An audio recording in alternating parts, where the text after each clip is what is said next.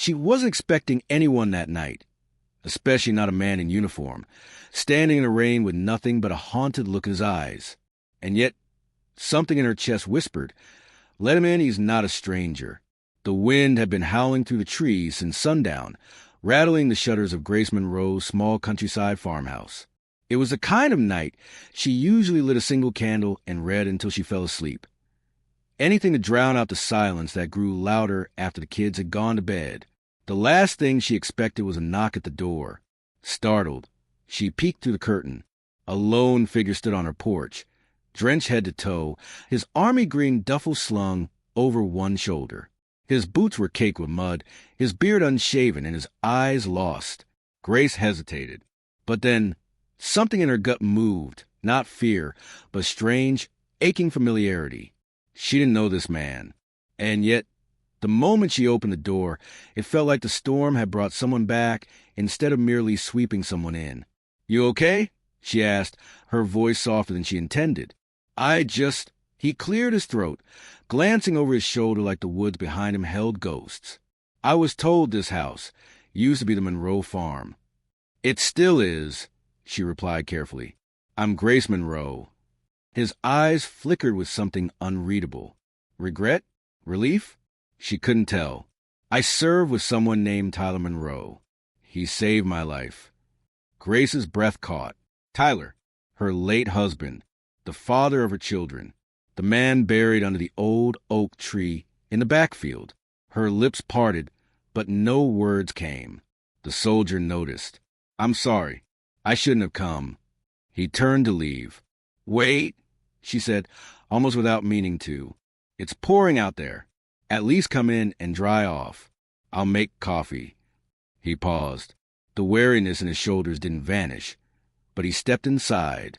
That night, as the storm raged and the fire crackled on the hearth, Grace sat across from the stranger in silence, watching the steam rise from his cup. She still didn't know his name. He hadn't offered it. But something told her he wasn't just a man passing through. He was here for a reason.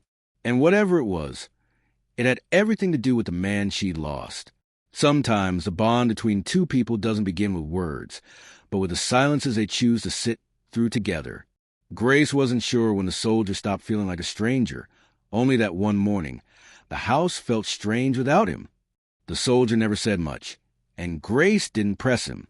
But after that first stormy night, he didn't leave. He helped quietly, chopped firewood without being asked, fixed the sagging back gate, even repaired the old tractor that had been sitting in the shed since Tyler's funeral, the one no one else had dared to touch. Her kids, Ellie and Max, warmed up to him faster than she expected. Maybe it was the way he listened when Max explained his bug collection, or how he let Ellie braid the ends of his beard and didn't flinch. Maybe it was just that, in a house long echoing with absence, he filled a space none of them realized was still hollow. He finally told her his name one night after dinner. "Call me Sawyer," he said. "Just that. No last name. No questions welcomed." Grace nodded in respect to the boundary. Even though 100 questions buzzed inside her, what was his connection to Tyler? Why now? Why her porch after all these years? They often sat on the porch swing in silence after putting the kids to bed. Sometimes the moonlight touched his face just right, and she caught something, sadness, guilt, maybe even a flicker of peace he didn't know how to hold on to. "You don't talk much," she said one evening, offering him a glass of lemonade. He took it, eyes fixed on the dark horizon. "I did once." And that was it. But Grace understood. She, too, had stopped saying a lot of things since losing Tyler. Still, it was in the little moments, when their hands brushed at the sink, when he helped Ellie tie her shoes, when she caught him watching Max sleep with protective stillness, that something began to shift. It wasn't romance. Not yet. It was quieter than that. It was trust. One afternoon, Grace found an old photo album buried in a box she hadn't opened in years. She left it on the coffee table, unsure why. She never explained it. Didn't need to. That night, when she came downstairs to turn off the lights, she found Sawyer sitting there, the album open in his lap, one photo in particular resting on his palm. Tyler, in uniform, laughing, arm around a younger man. Same storm-colored eyes. Same scar under the chin. Sawyer. So it was true. But he didn't say anything, and neither did she. Some truths didn't need words. Not yet. All she knew was the air between them had changed. Something had begun, and there was no turning back now. Some secrets sit quietly, waiting for the right silence to rise in. And when they do, they don't explode, they unravel, one thread at a time, until everything you thought you knew no longer fits the truth staring back at you. The air inside the house had shifted. It wasn't just the scent of fall creeping into the windows, or the way Max and Ellie had started asking if Mr. Sawyer was staying for dinner every night. It was something heavier, like the past had slipped in and made itself comfortable in her living room. Grace felt it growing. The question, the unspoken why. Why him? Why now? That photo, the one of Tyler laughing with Sawyer, had been placed back carefully in the album, but it was never truly put away.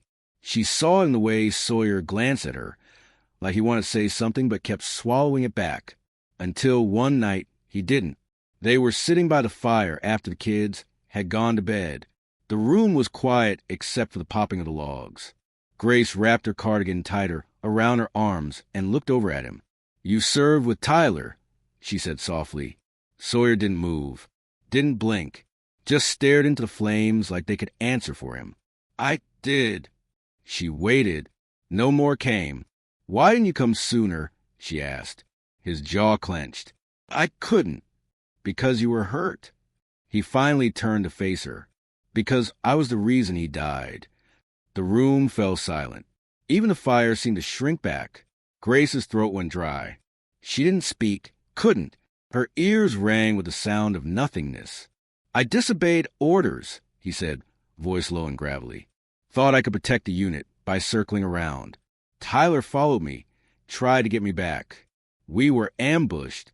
He took the bullet meant for me." Grace stared at him, blinking back something sharp and rising. Her mind raced. Anger, grief. "And yet, why are you telling me this now?" she whispered. "Because I couldn't live with the lie anymore. I tried," he said, voice cracking. "I've carried this for 4 years, Grace. Woke up every day hating myself, wondering why I got to come back, and he didn't." Grace's fingers dug into the blanket on her lap. "So, you came here. What? To confess? To be forgiven?" He shook his head. "No. I came to see if there was anything left of him here. To look into his kids' eyes and remember what kind of man he was." Her heart pounded in her chest. She didn't know what to feel. But when she looked at him, this broken, heavy-hearted soldier, she saw something familiar. Not just pain, but purpose. The room was spinning with memory, with truth, with everything she hadn't expected to face. And yet, the only words she could manage were, "He would have forgiven you." Sawyer looked up, eyes wet, lips parting slightly. But he said nothing, because some forgiveness doesn't need to be spoken. It just needs to be offered. Sometimes healing invites chaos. Not because the heart doesn't want peace, but because peace means facing the storm first. And when two broken souls start to lean on each other, it doesn't take much to make everything fall apart. The days after Sawyer's confession felt different. Not colder, not cruel, just uncertain. Grace found herself watching him more closely, listening for shifts in his tone, studying how he moved the house like a guest who wanted to disappear. He was still kind to the kids, still helpful, but quieter, as if speaking the truth had made him smaller, not lighter. Max drew a picture in school of a soldier holding hands with a woman and 2 kids. When Grace asked who it was, he smiled and said, "That's Sawyer. He's part of our family now." Her chest tightened. That evening, she found Sawyer packing his duffel bag in the barn. "You're leaving?" she asked, trying to keep her voice from shaking. He didn't look up. "I should have never stayed this long." "Why?" Her voice rose despite her efforts. "Because you told the truth?" He paused, hands still. "Because I don't belong here." Grace stepped forward. "You saved my son from falling off the fence last week. You fixed the tractor, the roof, the plumbing, all things I couldn't afford to do alone. Ellie doesn't go to bed without asking where you are. And Max, he thinks you're a hero." Sawyer finally looked at her. I'm not a hero. I'm the reason their father isn't coming back. Grace's voice cracked. No, war is the reason. You didn't put that bullet in him. You didn't ask to carry that weight. But I did, he whispered. I carry it every second. I wake up with it. I go to sleep with it. And now I'm dragging it into your home, your children's lives. That's not fair to you. She took a breath, steadying herself. You don't think we already carry it? Every day I wake up to an empty side of the bed. I see Tyler and Max's smile. I hear him and Ellie's laugh. You didn't bring the pain, Sawyer. It was already here. Silence swelled between them. Then she added softer, but you brought something else, too. Sawyer's voice was rough. What? Hope. A chance to breathe again. And I don't know what to do with that either. But I don't want to lose it. He looked at her for a long time. Long enough for the cicadas outside to quiet down. Long enough for her to think, maybe he might stay. But then he said, I need time. Grace nodded slowly, pain flickering behind her eyes. Then take it. But don't lie to yourself, Sawyer. You do belong here, maybe more than you know. He didn't respond, just zipped the duffel shut and walked out of the barn. She didn't stop him, not because she wanted him to leave, but because sometimes the heart has to walk away before it knows where home truly is. It's not the silence that hurts most, it's the space it leaves behind, the ache of absence, the echo of words that were never said. Grace told herself she was fine, but even the wind seemed to whisper his name. The days that followed Sawyer's departure were strangely quiet, and not in the peaceful, healing kind of way. Grace had gotten used to the creak of his boots in the hallway, the soft scrape of him chopping wood outside, the low hum of his voice reading bedtime stories with the kids. Now the house fell hollow again, not broken, just unfinished, like a song left hanging on the last note. Max asked about him on the third day. Ellie asked why. He left without hugging goodbye. Grace had no answer, so she lied, said he had to help someone, said he'd be back, said it with a smile too forced to fool even herself. At night, she stared at the porch swing. It still swayed slightly in the breeze. She wondered if it missed him too. She wasn't supposed to care this much.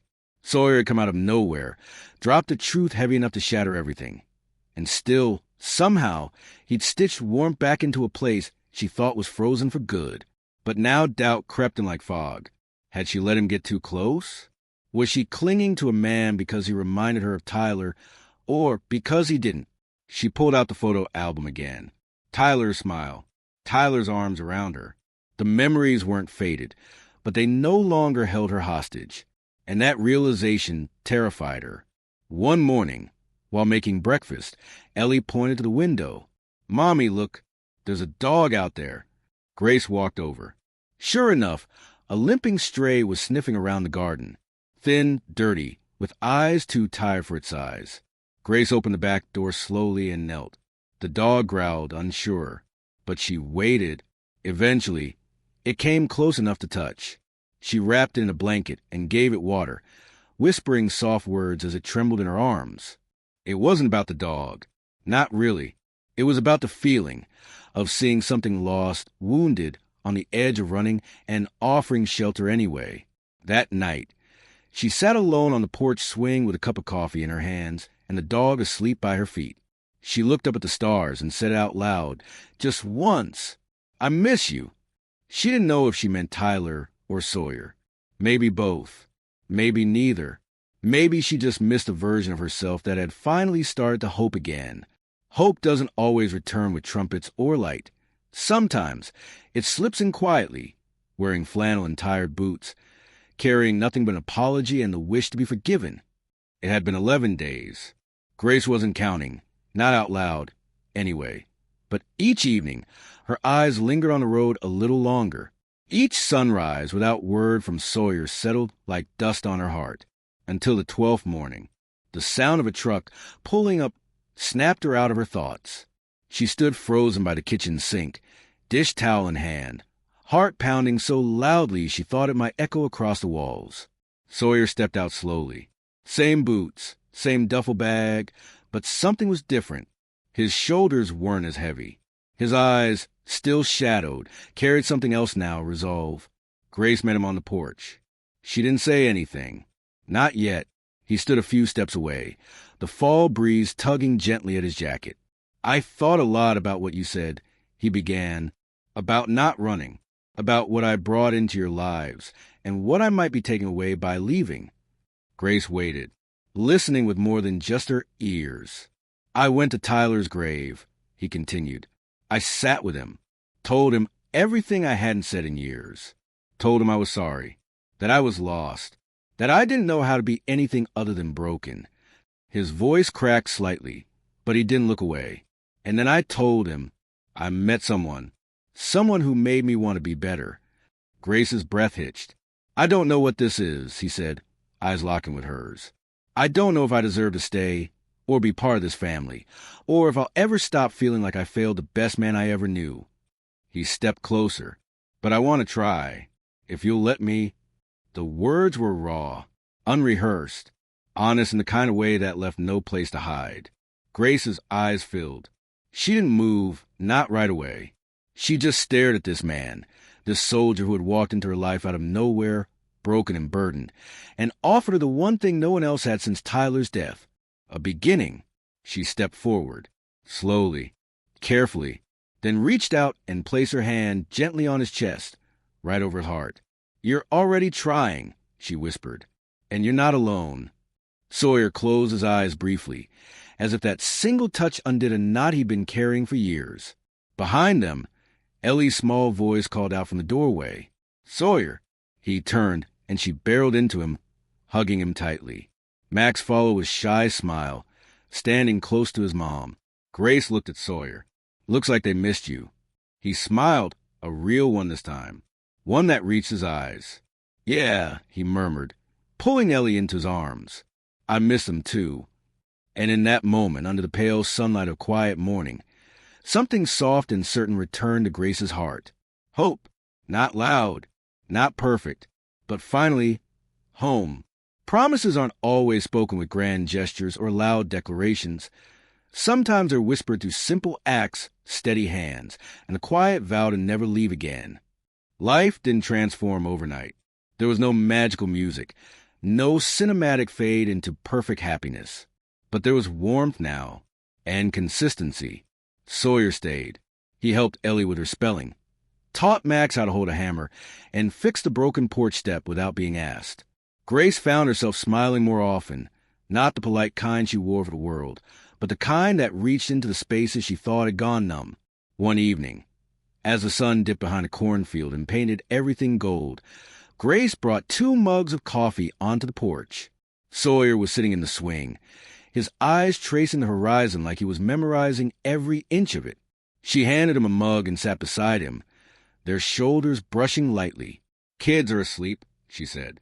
Ellie tried to convince me she needed to stay up and teach me how to do a cartwheel, he chuckled. She got that stubbornness from her father, Grace said, smiling. Sawyer nodded, his expression soft. She's brave. Max, too. They've got a lot of their dad in them. Grace looked down at her coffee. And some of you now, too. He turned to her slowly. That's a big thing to say. I know, but you didn't just walk into my home, Sawyer. You walked into our hearts. She paused, her voice gentle. You made us feel safe again. He looked down at his mug, then back at her, more vulnerable than she'd ever seen him. Grace, I've spent most of my life preparing to lose things. That's what the military teaches you, how to survive after loss. But this scares me more than anything. She met his gaze. Why? Because I don't want to lose this. You, the kids, this little life I never thought I deserved. The wind picked up, brushing past him like a breath. Grace reached out, taking his rough, calloused hand into hers. Then don't leave. He blinked. What are you saying? I'm saying we've all lost enough. And maybe we don't need someone perfect. Maybe we just need someone who stays. Sawyer swallowed hard. Are you sure? After everything, after knowing what I did, what I carry. She squeezed his hand. We all carry something, but I'd rather carry it together. A long silence fell between them, heavy with emotion. Then Sawyer reached into his jacket pocket and pulled out a small, folded piece of paper. Grace opened it slowly. It was a hand-drawn map, a simple sketch of the property, with the words, "Future treehouse for Max and Ellie, built by the man who won't walk away again." Her eyes stung. Sawyer cleared his throat, voice rough.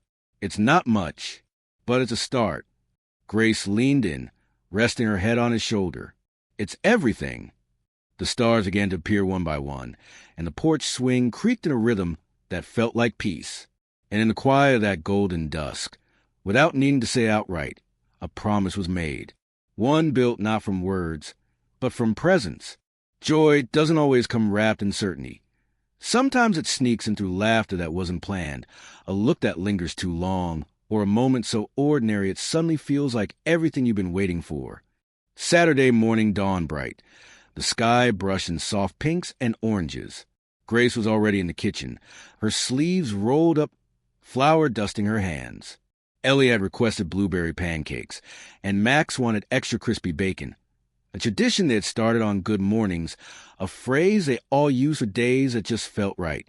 Sawyer entered the kitchen, hair slightly damp from a shower, a fresh bandage visible on his arm from helping a neighbor fix a barbed wire fence the day before. Grace smiled. "Coffee's fresh. Pancakes are mid-flip." He grinned, rubbing his eyes. "Smells like trouble and happiness." The kids came crashing down the stairs moments later, voices overlapping with excitement.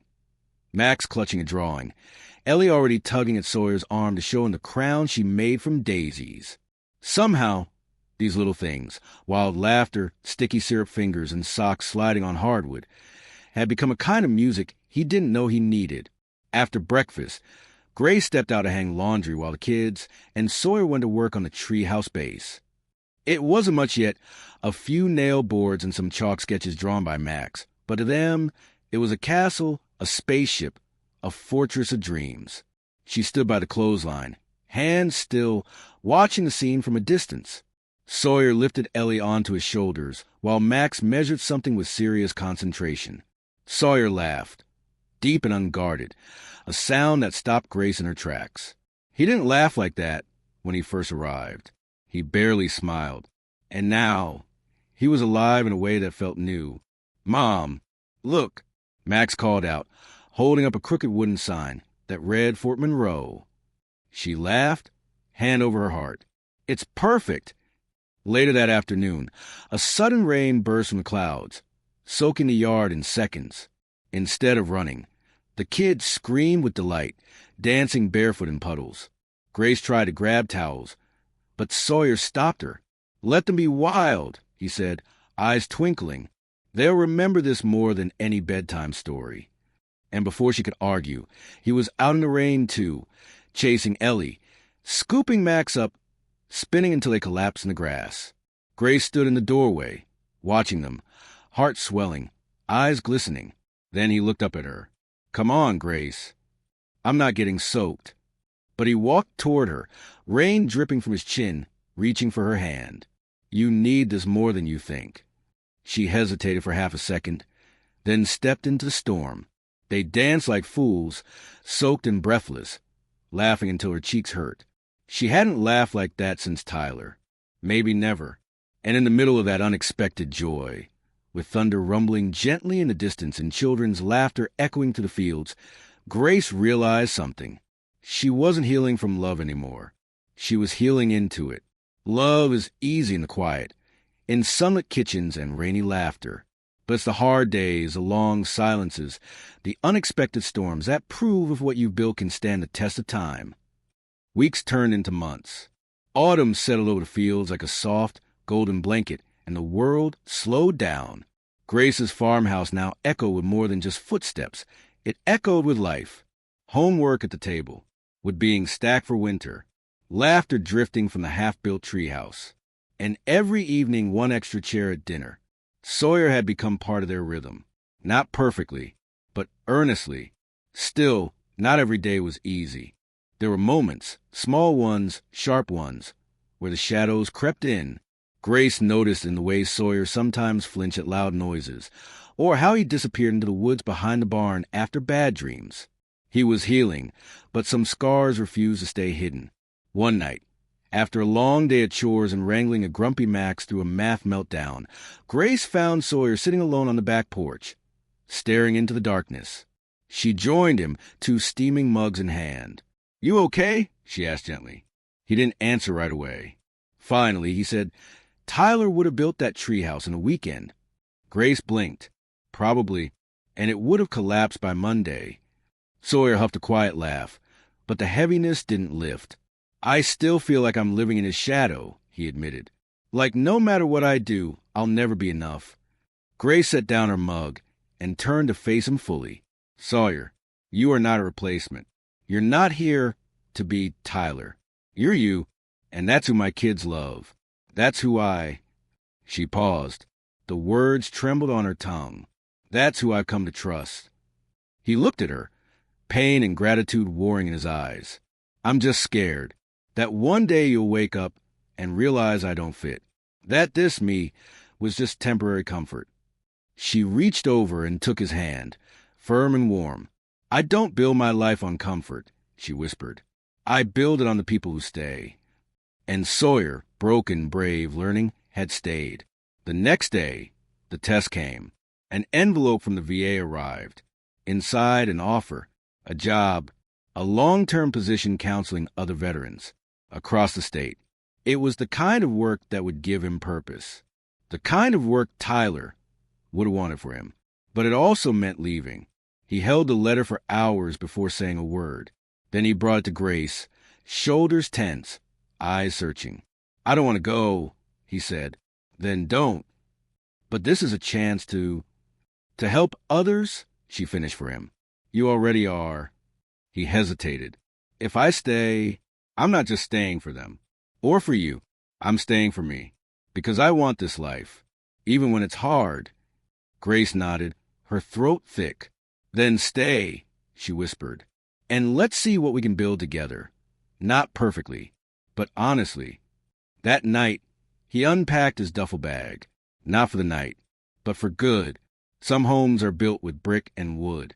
Others are built with broken hearts that choose to heal together. Snow arrived early that year. Thick, silent, and gentle, like a blessing. It covered the cracked paths, the half-finished fences, and the stubborn stump Sawyer had promised to pull. But to Grace, it made everything beautiful. Inside the farmhouse, the warmth wasn't just from the firewood. It came from the quiet comfort of routine and the steady presence of someone who no longer looked like he was ready to run. Sawyer had stayed. Not just stayed, but committed. He now wore flannel like he'd been born into it, helped Max with algebra like a man going into battle, and even convinced little Emma to stop putting glitter on the dog. They weren't a perfect family, but they were becoming a real one. Grace felt it most on the morning of Max's school play. He had one line, just one, but he'd been terrified for weeks. Sawyer showed up that day in a freshly pressed button-down and a cowboy hat that made Emma giggle uncontrollably. He stood beside Grace in the front row, gripping her hand tight as Max stepped onto the stage. Max spotted him. His eyes lit up. And for the first time in weeks, Grace didn't see the shadow of Tyler behind her son's smile. She saw now. She saw healing. After the show, Max ran into Sawyer's arms. "You heard me," Max shouted. "You shouted it," Sawyer teased. "You were great." Later that night, as they tucked in the kids, Grace handed Sawyer a worn envelope. Inside was a letter, a deed transfer. "To the truck?" he asked, confused. "To the barn," she said. "You said you wanted to fix it up. Start something." Sawyer looked stunned. "You let me do that?" "I want you to," she said. "I want you to build something here that's yours, too." He nodded, slow, then looked at her, really looked at her. "And what about us?" he asked. "Do we build something, too?" Grace hesitated. Then, wordlessly, she stepped into his arms. It wasn't a grand gesture. No fireworks. No rushing heartbeats. Just a quiet moment. Two broken people choosing each other. "Yes," she whispered into his chest. "Let's build something new." A few days later, the first planks went up on the barn. Emma painted a crooked sign that read, "Home Base." Max brought cookies. And Grace?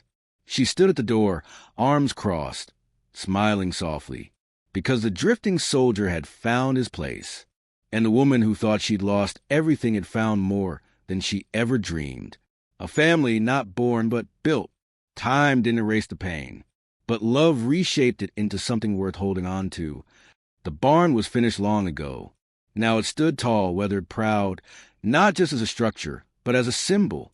Inside, hand-carved benches held the stories of 100 small-town moments. School fundraisers, summer dances, and quiet vows spoken beneath soft light. One of those vows had been Grace's. In a simple lace dress, barefoot on old wooden floors, she had said yes to the man who once stood at her door a stranger. Sawyer. He still called her ma'am sometimes when he was being funny. But now he was hers, fully, freely, and with no shadows left between them. Max had grown into his father's calm. Taller now, with a quiet strength.